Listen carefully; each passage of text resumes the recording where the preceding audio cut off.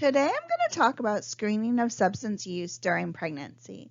If you think back to one of the earlier blocks, I talked about in utero drug exposure in our neonates. And so today we'll talk about how we really screen for this potential exposure.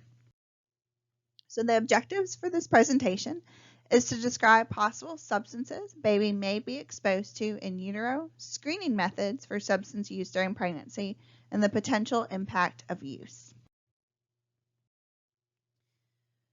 So whenever we find out that a patient is pregnant, it's always important to assess what medications they are currently on, because some of the medications are not appropriate to use in pregnancy. So you always want to assess for, are there any potential issues? And then when looking at the medication list, it's always important to also assess if it's a true medical indication for the medications on the list. And then when we're specifically talking about opioids, it's important to differentiate, is it a prescribed medication or does the patient report illicit drug use? Because there may be some chronic conditions where a patient may require pain medications. This is a list of some of the substances that patients may potentially use during pregnancy. And so some of those are cocaine, amphetamines, heroin, marijuana, alcohol, and tobacco. And so it's important to be aware these are some of the substances that you may see patients use.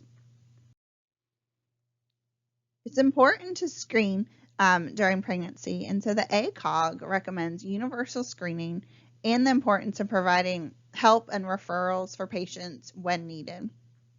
And one example screening strategy that they recommend is the 4 P's plus, which is parents, partner, past, and pregnancy.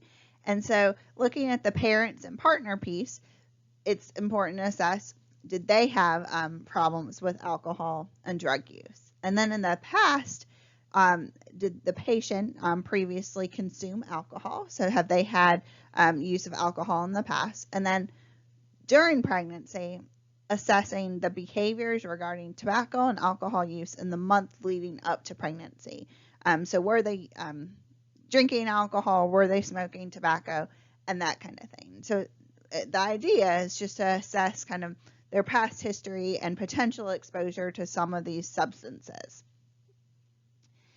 One of the things, or one of the concerns, is sometimes there may be patients that are late to getting prenatal care during pregnancy, and it's thought that oftentimes patients that are late to prenatal care, one of the reasons could be that they do not want drug toxicology screening due to the concern of potential consequences depending on those results.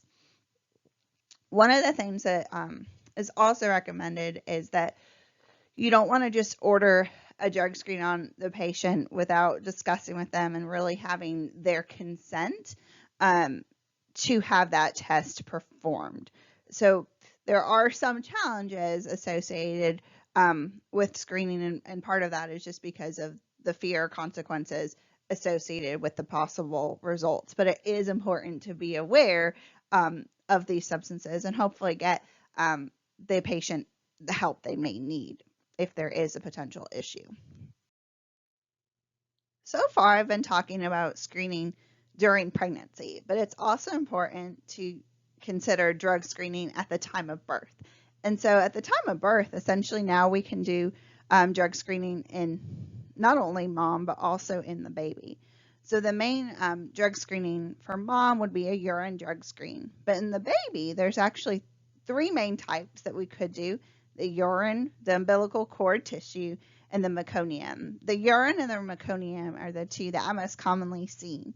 The urine, what's really important to note about that is it should be collected as soon as possible, because some of the drugs may clear quickly. So if you wait several days before collecting the urine drug screen, if the baby had been exposed to a drug in utero, it may not be detected if you wait too long. So that's why it's important to do this one as soon as possible. And the meconium, what that is it's essentially the first stool that the baby ever has. And so the meconium actually starts developing around the 12th to 16th week of gestation. So this test can help detect drugs used in the last several months of pregnancy, which can be helpful information to gather. The tests from the baby are especially useful when clinical information is missing. So for example, if there's no prenatal care, this can be a good way to gather were there potential drugs the baby was exposed to. Is the baby's urine or meconium drug positive? This slide shows you examples of substances that you would see on a meconium drug screen. So you can see a lot of substances listed here, including opioids, but also other things such as amphetamines, barbiturates, and benzodiazepines. So when you were to look at the results of a drug screen, it would tell you for each of the substance, is it positive or is it negative for that respective substance. It's important to note that there's different numerical values or cutoff points for each substance determining if it would be considered positive or negative. And if you see a negative result for a patient, so none of the substances come back positive in the meconium drug screen, there's still a potential possibility that drugs may have been used during pregnancy.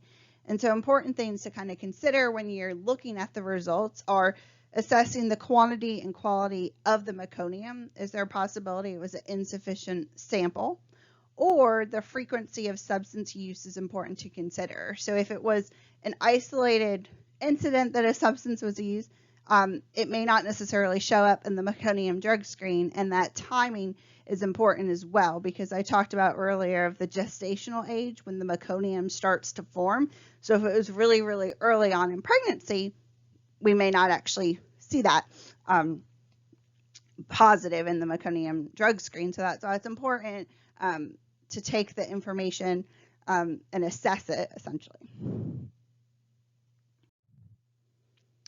This slide lists some of the potential drugs that I mentioned that we may see on the different drug screens or may be used during pregnancy, and what the potential impact could be on the mom and also the fetus or the baby.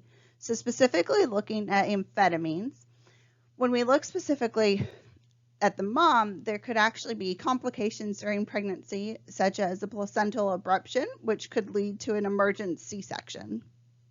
And when you look specifically at the baby, what you could see is the fetus would be in distress. And so oftentimes when I look to see why a baby may have been delivered emergently or via C-section, sometimes you'll see it was fetal distress. And so this would be an example with amphetamines, what the impact could be. When you look at cocaine, essentially when you look at mom, what symptoms you may see. So there can be vasoconstriction essentially, and then you can see an impact in your vital signs. So an elevated blood pressure or hypertension, and then an elevated heart rate or being tachycardic. You essentially can see these same things in the fetus because of vasoconstriction. Then when you're looking at opioids, so really they have classified as heroin, buprenorphine, and methadone are the examples, but there could be other opioids as well.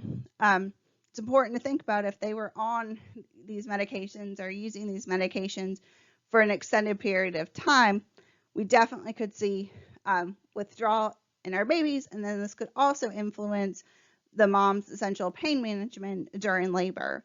So for example, if a mom had been on chronic methadone, it's still recommended to continue that methadone during labor to try to avoid withdrawal, but it's important to note that this alone won't provide adequate pain control for the mom, so additional medication will be needed. And so you want to always monitor for oversedation when you're on several medications. But in turn, when we look at our baby, if the mom was on chronic methadone or another opioid, they could definitely be at risk for withdrawal.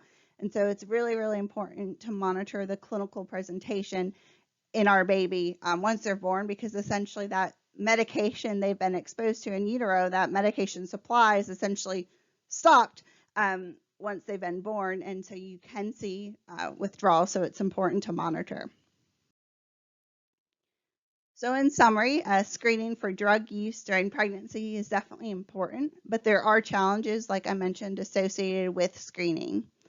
In addition in addition to maternal screening, it's definitely important to test for drugs in the baby once born. So thinking back to the urine drug screen and the meconium drug screen like we discussed. And drug use in utero definitely can have an impact on the mom, but can also have an impact on the fetus and the baby once born. So in a future recording, we'll go more into the specifics with regard to withdrawal in our neonates and pediatric patients. So we'll discuss the etiology, epidemiology, and pathophysiology, what the risk factors, the clinical presentation and treatment approach may be, and then how we monitor for withdrawal. And there's different tools that we can use. So we'll talk about neonatal abstinence syndrome or the opioid withdrawal neonates, like we just essentially were discussing, if it was in utero drug exposure. But then we'll also talk about iatrogenic opioid abstinence syndrome, or IOAS, which we can see in neonates and pediatrics, but the opioid exposure is different. It's not in utero. It's once the patient is born and is exposed to narcotics, or maybe a pediatric patient in the PICU. So we'll go into more information with that next time. And we'll also go through some cases to apply the information regarding NAS and IOAS. So stay tuned for that, and thank you very much for listening.